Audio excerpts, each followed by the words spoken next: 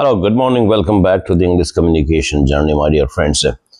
See, when it comes to really improving yourself on certain aspects in your life, the first important thing is that you need to really create an environment around you of that particular aspect. If you really want to learn English communication, then you should surround yourself with English environment. And if there isn't any where you are living, then you will have to create on your own, because that's going to really help you become the person that you want to be.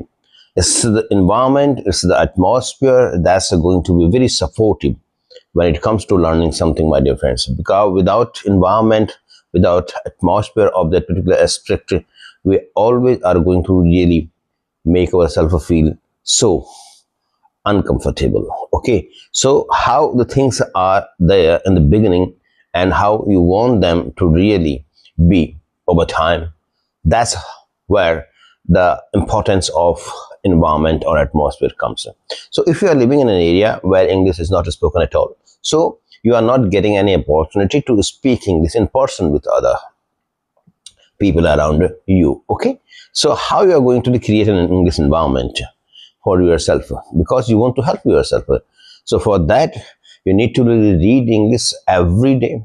Just take some time out for reading. So you'll have to really make a strategy how you are going to go about your journey of learning English communication. Okay, so that's a reading. Reading is very much important, because that's going to really expose you to variety of ways of writings.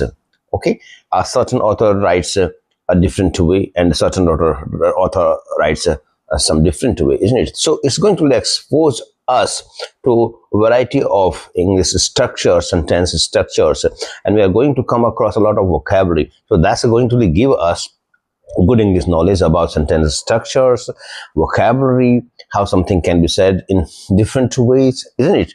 And the second thing is listening, but that is very much important, my difference, because we developed our speech by listening only. So listening is something very important.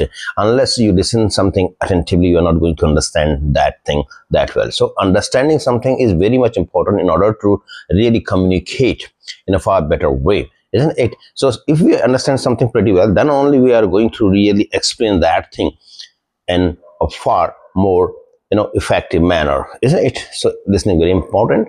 And the third thing is, of course, practicing speaking, my dear friends.